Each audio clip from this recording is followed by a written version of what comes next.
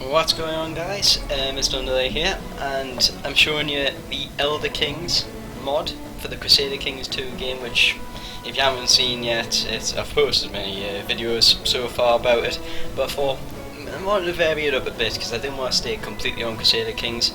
So I thought, well, I could try the mod, which is the most popular mod I'm aware of. With the Crusader Kings. There is another one, which is the Game of Thrones mod, but I prefer this one. I haven't watched Game of Thrones, I know, shoot me now. But Elder Kings, well, if you can't notice, well, you might be able to tell from the music in the background if you can hear it, is the Elder Scrolls pretty much inputted into the game, is all it is, really. Even though it does follow the same story, well, not the same story as Crusader Kings, but like the same kind of core principle as Crusader Kings. It's not the same game by any means. More random events, more actually factions, as I'll just show now. If I go on single player and just change it to here, see, there's many more factions. Like, I mean, all over the place. Actually shows the entire Tamriel and beyond. So you've got, I believe this is Atmora in the north, which is owned by the Drogas, so the Frozen Horders now.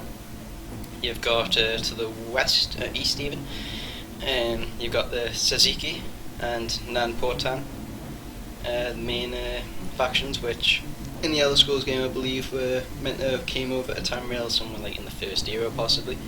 In the west you got the lost continent of Yoku, or whatever it's called, Yokodu I think it is. You got Alinor, and to the south you've got, here, I forget the name of this, but either way, this takes place during the second era, even though you can just see the years like over here and here. It's just written as a whole, but it's not the case. It actually takes place during the second era, towards the end of the third era. It's still work in progress though, however, so it's like only in like it's only in like alpha 0.3 or something like that. It's really early in terms of mods, and the changes again made every day, so frequently do update it. But one thing I haven't decided yet though is who to play as. Well, I could just show you some of these, so not really much point, but you got the same thing, counts, the dukes, kings, so these are the kingdoms. Most of them are made out of just counts and duchies. So, and religions, this is probably the biggest change. So like, it's very accurate. So you got the 8 divines, not the 9 divines you notice, because this is before. How's it? His name slipped my mind. How the hell have I done that? Talos, that's his name. God, how can I not remember that? Talos, before Talos actually came around, that happens towards the third. So you got the Green Pact as well, you got the Hist, Riddlefar, which is like Khajiit, yeah, Khajiit Pantheon, and Alkosh, which is just another one, and so on. No, that would be important. And then cultures, which aren't quite to what they are in the game. This is because this is before many, like, you don't have, not all of them are the same. So the Red Guard there technically split them into two. So you've got the Forebear and the Crown, which is kind of correct, they are split up, because this is from when they invaded from Yukuden. Imperials are just there, they don't actually have all of the Cyril. So you've got the Colovian and the Liburnian, but that eventually will become an Imperial culture. And Nord, Skyrim, Wasma, and here, tiny little bit here, also there. And again, the Khajiit is quite varied, because they're between two different ones, Anaquin and Palatinian. But they're pretty much the same. Right, now it's time to choose which one to play as. Now Morrowind's the biggest. Morrowind's the only complete one as of the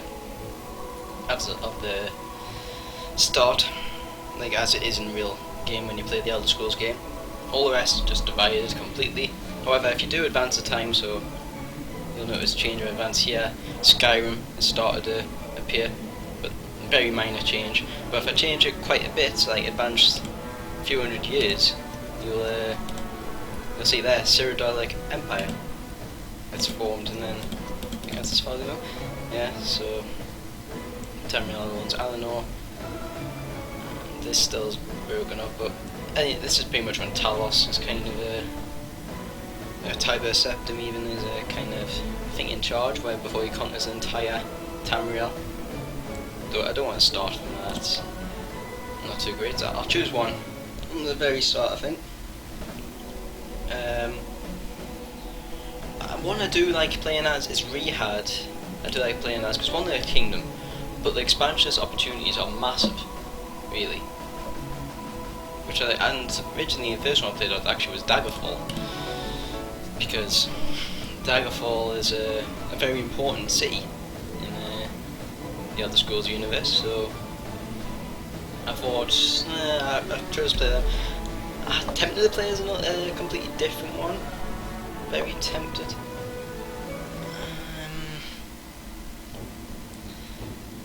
I could play as one of Skyrim factions. So Solitude, the Pale, Winterhold, the Rift, Whiterun, and the Reach. Which the Reach hasn't quite formed yet. It gets formed like here. Yeah, the Reach is a. I could go with that, but I don't know who to play as, because the only problem is with this. Well, okay, I can expand pretty much anywhere I want, but all of them are big factions. That's the problem, I think. Winterhold and Solitude, I think, the two biggest. I think. Yeah, as hard as that. Yeah, so Winterhold and Solitude are the two biggest ones. Oh, you got Sunderstone. I don't remember that being part of Skyrim, but whatever. I could play as Winterhold. I'll see if anybody else let me speaks my mind. I've tried playing as like Kvatch and Adel, but they're really difficult, because once you've captured these three, most of the time this has been split between Eleanor, Rehad and Skaven just dominating here, and you can't really do much. And with Kvatch, I've noticed it's really it's like a very up and down kind of a faction. Like, you may have it going well, but then you get it going bad. Almost immediately, then you might get it going well again, bad. It really does flick between them, and that's why I hated playing them. I could play as someone here, down in Valenwood, but this is obviously before that's been formed. I think Valenesti gets formed at Valenwood. Yeah, it does. Again, expansions opportunities are massive. Having never played anything like this though could be a bit difficult.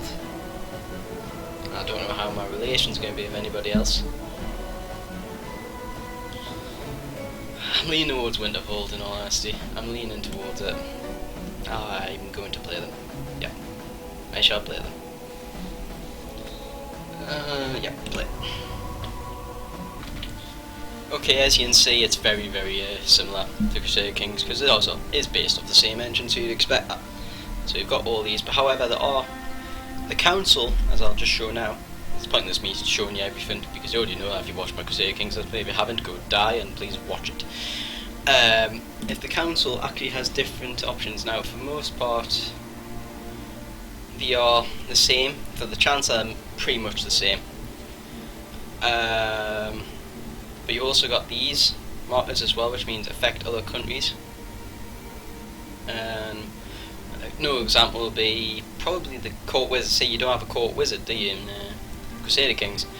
However, you do on this, and he can study technology. See, he works a bit like a spy master. He can research cultural tech, root out cables, and dabble in the arts, which is just like perform a magic spell. I've never used that before, so I have no idea what it does. But they are not quite the same. So you do sabotage research and economy as well, which are a bit different, and so you get a bit more freedom in what you want to do. I'll probably what's my demand size? Just difficult to tell for me because I've got a recording. Okay, 3 or 5, so it's not. I've got expansions opportunities. I can go down here. It's probably the best place to go. But can I declare war on me? Wait. What I've noticed, this is what I actually prefer about this game, because this is much more of a conquest game, I would say, than vanilla Crusader Kings. It's because if they're part of the same culture, so I'll check now, I could just declare war with him immediately now if I wanted to. Say they're part of the same culture, him I can declare war with immediately. That's what I like about it, is that you don't need a Casus Belli for like Mullen, but for say Morrowind, I do need a Casus Belli because they're not the same culture, so I can't. But and again, just a few more.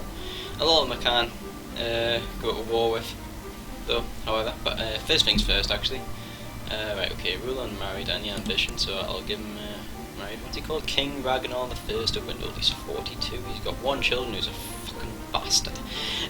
Literally, he is. I'm not saying that I mean with. It's actually true. He's a bastard. I probably need another son. I don't want to have a bastard in my dynasty as my heir. But I'm not going to be very good. He's still. I don't know if a bastard actually counts as a still part of your dynasty though. I'm not quite sure on that. I need to have a look. And some of these symbols have changed. I've noticed as well. Get married. It's no longer like little two hearts that you see in Crusader Kings. Now it's two rings. I think that's just differentiated from fall in love. That's another option you've got. You've got a few more. Adopt a lifestyle's another one. Reign for 10 years, I think that's on the other one. Make a friend, that's another one. So they are a bit different, but anyway, get married. Okay, council position, okay. Well, it's pointless me just getting. I don't even think, can you? Yeah, you can fabricate them. It's pointless me just fabricating claims anywhere. So what I can do is I can sound as tent or slander. I can tarnish a lord's reputation, which or can improve diplomatic relations, which might be helpful. Morrowind's probably actually a good place to actually get good diplomatic relations with, because Morrowind I don't want attacking me, because one, I border with them, and look how much bigger they are. They're much bigger. Okay, you can probably get him to research military tech and meat capital. Collect taxes or research economy tech. Never seen this one before though. Survey province. That never actually seen that one before, because I think that was something else originally, because this has been recently updated, so I can't quite remember. I don't know what it does. You get ruins. That's actually, I don't know what you gain from that though. It's not too bad. Okay, sabotage reset, scheme, build spy network. Let's probably get him a scheme on capital. Corpus, can I get one? Nope. And I can probably get him a study technology. See, not many places are very technology adept, so I'll probably do in the Heartlands. So on the island of the Imperial City there. Technology is well, like on this it's much slower than it is on Crusader Kings. Doesn't go up as much as you can tell. However, it was originally a lot worse, because originally, this was probably about 2 updates ago, it didn't go up whatsoever, and there was no technology inputted into the game. It would just, you couldn't do anything for technology. You could wait all you wanted, waiting until you researched technology tech, but unlucky because it never spread, because it all relied on what the spread was. However, now it does spread. I'm not sure what the different colours mean, but it's very pretty if you're into that kind of sort of thing. But either way, at least that's been put in, but as you can see, nowhere near as quick as on Crusader Kings. Okay, right, okay, need to get married, shut up. Oh, actually, wait a minute.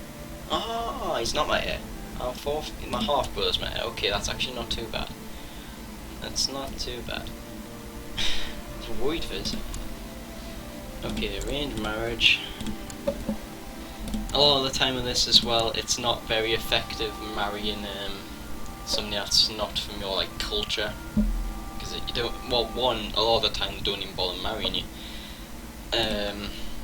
But another reason is it lowers quite a few of your stats if it's like an interracial kind of marriage.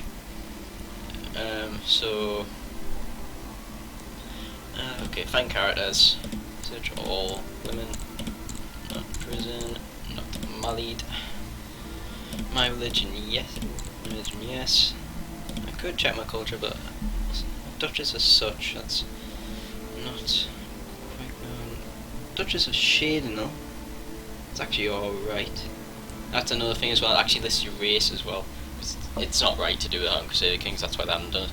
But on here you can. So now you have all the Imperial, Bossman, Altmare, not Dwemer, Awesomare, and all that. So they're not in the Dwemer, even though I think they existed at this time, I'm pretty sure. But they're not in the game, as far as I can. Well, I don't think they're in the game. She might be alright. Let's have a look. Is she married? Yeah. Nope. and why not? Political concerns and base reluctance, so that doesn't go well. Okay, try somebody else. I could try Dutch as such, even though it's far away, at least it's an ally, nonetheless. Click, new. Why not? Political concerns again. So that might be a reason why no Johnson marries, because I think because might be of different culture. But oh wait, they're all the same culture. I don't quite understand why that works. Oh well. We will find somebody.